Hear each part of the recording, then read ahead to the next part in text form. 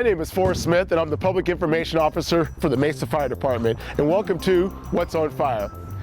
Coming up, we'll talk with a deaf mother about the importance and challenges of having smoke detectors in the home. We'll also tell you why you have a better chance of surviving a cardiac arrest just by living in Arizona. But first, at least 60 million Americans are estimated to have a medical condition that should be known during an emergency.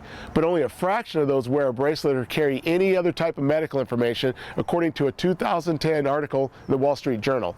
Laura Donaldson introduces us to a woman who's worn a bracelet for 30 years and explains why the piece of jewelry could save her life. 120, go ahead and shock everybody clear. Shock. In emergency medicine, a lot of times we have to make life-changing decisions based on very little information.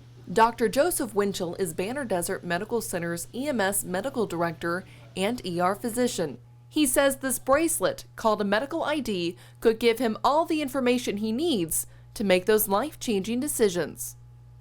Looks like a pretty nasty EKG, huh?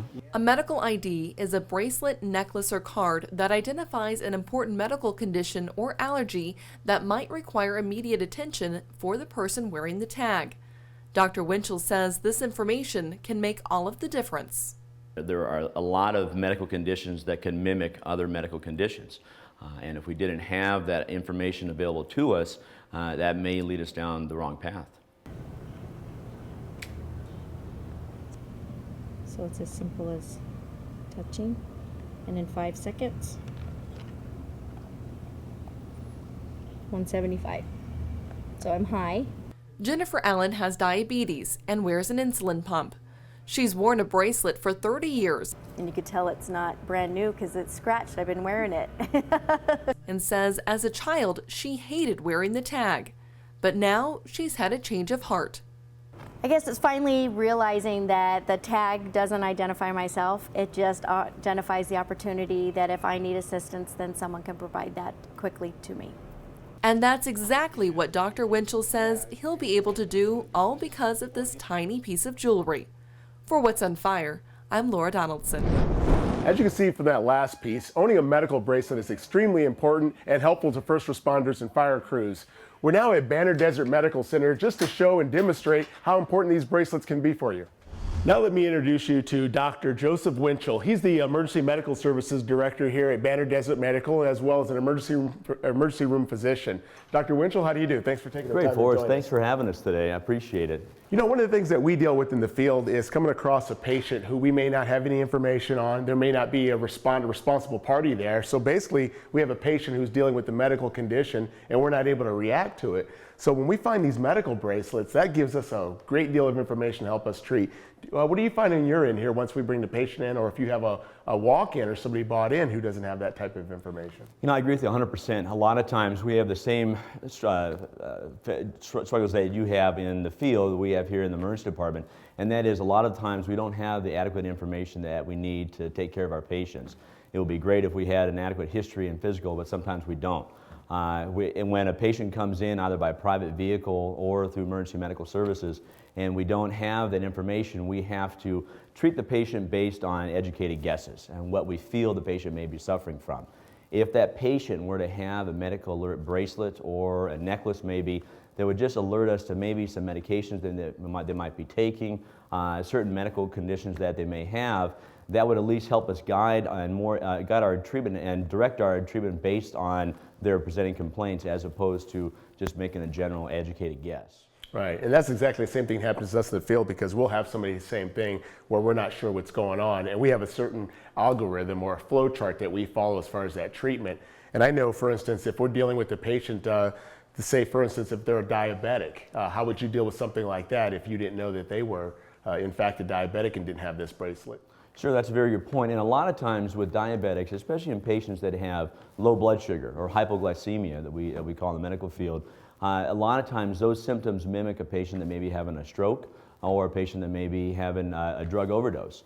And unfortunately, sometimes we think that the patient may be a drug overdose when actually their blood sugar may be critically low. And it's a very treatable cause, and a lot of times when we reverse that low blood sugar, you know, then the patient comes back and at their normal self again. So something that can be very simple, usually if the patient doesn't have a medical alert bracelet or some information to give us, they they undergo unnecessary testing or procedures that really all they needed was blood sugar. In fact, one of our nurses here at Banner Desert, Jennifer Allen, has been with us for quite some time.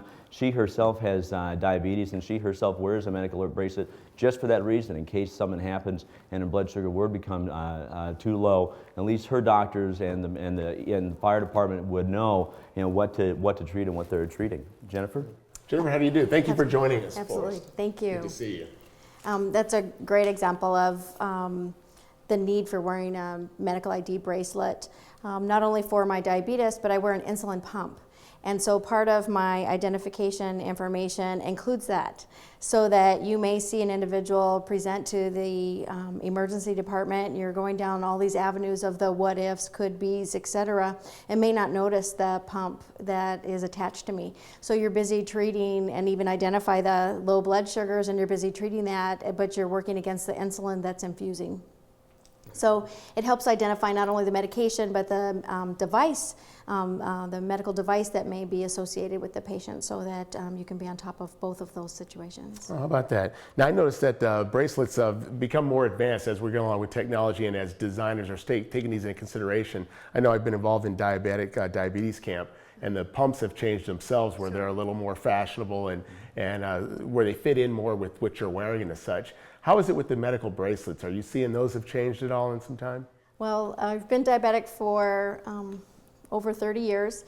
And back in the day, your only option was to go to your local drugstore and you pick out that big heavy bracelet and the big identifier on the outside, and you already felt a little self-conscious about what's going on, and then you had this, this big piece of jewelry. So things have changed. There's different opportunities that you have to kind of design it. There's different companies, especially now with the internet. You can go on, you can design what you would like it to look like. You can have it inscribed with what you need it to say, and then can pick out what you want, so that the devices can be, no matter how it'll fall on my hand, then in the emergency field, someone should recognize that, oh, this is something, not just a piece of jewelry, but something we need to look at.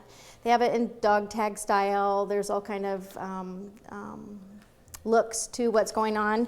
My insulin pump itself, so you may think it's a pager or a cell phone, but it's as simple as attaching that under your clothing so you don't see that to the outside of what you're wearing. So that also adds to the confusion when you're ill and can't speak for myself, that I need to make sure that somebody knows that I have an underlying condition that they need to be watching as well.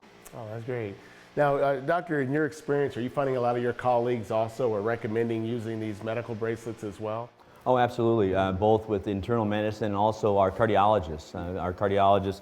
Now we have patients that have automated internal defibrillators, or a shocker in layman's terms, and patients that have underlying cardiac problems. And when these patients come in, again, if they've had an out-of-hospital cardiac arrest, and they're wearing these bracelets that they have on their body, at least we could be aware of the medications that they may be taking, and sometimes these medications could have contributed to the out-of-hospital cardiac arrest. It also alerts us that this patient does have that device, and something that we could interrogate and see what may have happened to this patient that led to them to have this unfortunate event. Tell you what, on our end, when we're doing our charting in the field, that's one of the things that our fire paramedics will do, is we'll take this information, put it on our chart, and then pass that on, and also say that individual does have a medical bracelet, and that's where we got the information from. Now, when you're in, Jennifer, are you finding, as far as when you've come in contact with first responders and or firefighter paramedics, have you heard any feedback from them with regard to these bracelets? Sure, it's those stories when you stop afterwards. How did we get to where we are? What's going on with that patient? Where an individual will share, oh, if I'd only known. Because there'll be some of the information that will come forward, especially now, in an electronic medical record world. Once we identify who the individual is, can pull it up, and we have some of that history if they've been a utilizer of our services before. And the first responder would say, oh, if I'd only known that, would have saved time or minutes or the direction that you went with the care that you started. So it really does give you that little bit of information, just like any other point in our lives. When you have that little bit of information, it can help you make that decision that much faster. That's what the medical ID bracelets can offer you. Now, I wonder whether or not we're going to see anything, technologically speaking, where you actually have information that you can download or pull off these bracelets that you could actually, in the form of like a USB drive. I've seen those out there too. Is that something you think is going to come along where you actually have a piece of jewelry that you can actually download or put that information in? I think anything's possible in our technology now with regards to microchip technology. The information that we have in these pacemakers that we implant in patients, also in their automatic internal defibrillator or the internal shocker, we could interrogate that information by simply placing a wand over that device, and that wand would extract the information from that device, and it prints us out about a 40-page history of every heartbeat that patient had, and that could help us tell us at what point they had this arrest or at what point they had this heart rhythm disturbance. And so if we could do it, if we're doing it now with pacemakers and defibrillators, absolutely, I think we'll be doing it in the near future with other medical bracelets. Oh, that's great. Well, Dr. Winchell, thank you very much for taking the time. We do appreciate it. Jennifer, thank you so much. Appreciate this information. You can find many different styles of medical bracelets online. Look for one that allows you to list your name, medical issues, and allergies. But most of all, make sure it has that universal medical symbol. I'd recommend either a bracelet or necklace because as first responders and firefighters, that's where we're going to look for your medical information. Coming up, smoke detectors save lives, no matter who you are. We'll look into smoke detectors for everyone, not just the hearing community. Stay tuned.